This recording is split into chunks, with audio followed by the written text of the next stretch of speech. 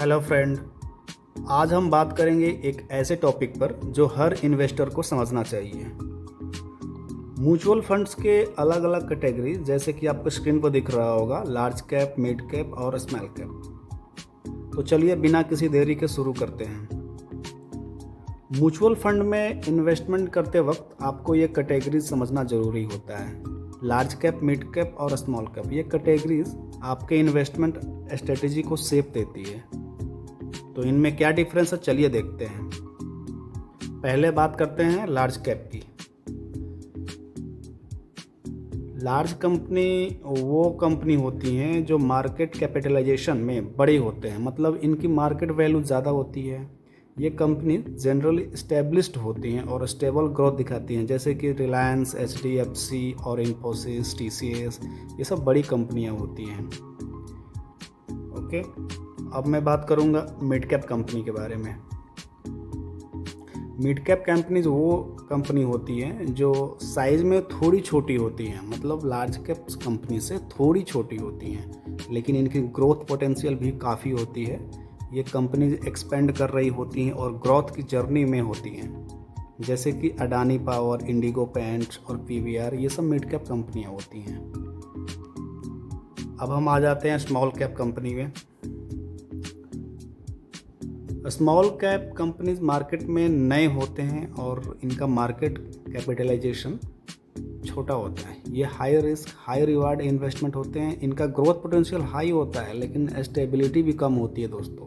जैसे कि अगर स्मॉल कैप कंपनी के बारे में हम बात करें, तो जैसे आप एग्जांपल के तौर पर लेमन ट्री होटल्स ले सकते हैं, जिंदल स्टील से लेते हैं, और भी बहुत सारी कंपनियां हैं जो स्मॉल कैप कंपनी के कैटेगरी में आती हैं। इसके बाद मैं अपनी इन्वेस्टमेंट को दिखाता हूँ, जो मैंने SIP म्यूचुअल फंड में इन्वेस्टमेंट किया हुआ है, मैं आपको वो दिखाता हूँ। तो फ्रेंड, ये है मेरा म्यूचुअल फंड इन्वेस्टमेंट का पोर्टफोलियो। मेरे पोर्टफोलियो में HDFC मिड कैप कैटेगरी से, फ्लैक्सी कैप कैटेगरी से Parag Parikh flexi cap, small cap category से Nippon India small cap, Quant small cap, Tata small cap and again mid cap category से मोतीलाल ओसवाल का एक fund मैंने इसमें इन्वेस्ट किया हुआ है। आइए इनका रिटर्न की बात कर लेते हैं। मैंने अभी तक इन सारी कैटेगरीज में 1,72,192 इन्वेस्ट किया हूँ और इसकी करंट वैल्यू है 1,98,779 टोटल रिटर्न्स है 26,587 जो कि 15.44% होता है। ये वन डे रिटर्न्स है। एक दिन में 3,100 का प्रॉफिट हुआ था, जो कि 1.58% होता है। अगर बात करें इन फंड्स में इन्वेस्टमेंट की, तो मैंने HDFC मिड कैप में 66,996 का इन्वेस्टमेंट किया है, जिसकी अभी करंट वैल्यू है 73,766। पराग पारिक फ्लैक्सी कैप में 38,498 का इन्वेस्टमेंट है, जिसकी करंट वैल्यू है 45,738 निपॉन इंडिया स्मॉल कैप में मैंने 27,098 का इन्वेस्टमेंट अभी तक किया है, जिसकी करंट वैल्यू है 33,371 क्वांट स्मॉल कैप में मैंने 20,499 का इन्वेस्टमेंट किया है, जिसकी वैल्यू है अभी 23,907 टाटा स्मॉल कैप में मैंने इन्वेस्टमेंट किया है 15,099, जिसकी वैल्यू है 17,936 मोतीलाल ओसवाल मिड कैप, जो कि अभी मैंने इसमें हाल ही में इन्वेस्ट करना स्टार्ट किया है, मैंने 3,999 का इन्वेस्टमेंट किया है, जिसकी अभी करंट वैल्यू है 4,058।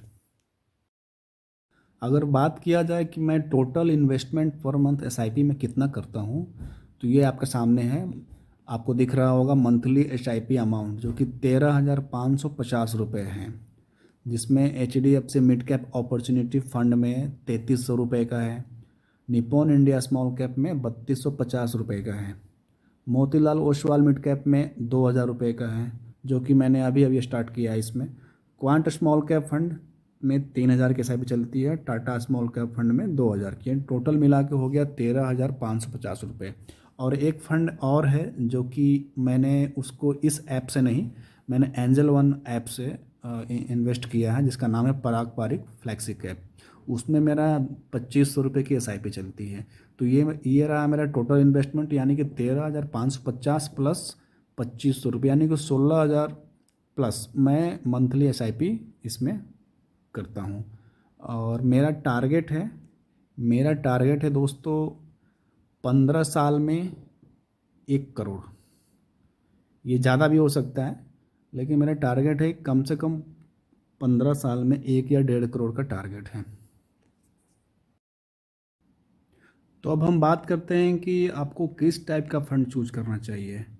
जैसे लार्ज कैप फंड है, तो लार्ज कैप फंड्स स्टेबिलिटी और स्टेडी ग्रोथ देते हैं, यानी कि इसमें रिस्क थोड़ा कम रहता है लेकिन ग्रोथ रेट भी थोड़ा कम रहता है, तो रिटर्न से थोड़ा कॉम्प्रोमाइज़ करना पड़ता है। जिसको कम रिस्क चाहिए उनके लिए लार्ज कैप बेटर है। बात करते हैं मिड कैप फंड्स के बारे में। तो मिड कैप फंड में मॉडरेट रिस्क होता है और ग्रोथ का कम्बिनेशन होता है। अगर यहीं पे हम बात करें स्मॉल कैप के बारे में, तो स्मॉल कैप में फंड्स जो है ना, इसमें दोस्तों हाई रिस्क पे होता है लेकिन रिटर्न्स भी बहुत ज़्यादा होता है। तो मैं सलाह ये दूंगा कि अगर आपका इन्वेस्टमेंट होराइज़न कम से कम 10 साल, 15 साल, 20 साल का हो, तो आप आंख बंद करके मिड कैप और स्मॉल कैप में इन्वेस्ट करें। इसमें रिटर्न अच्छे खासे आते हैं।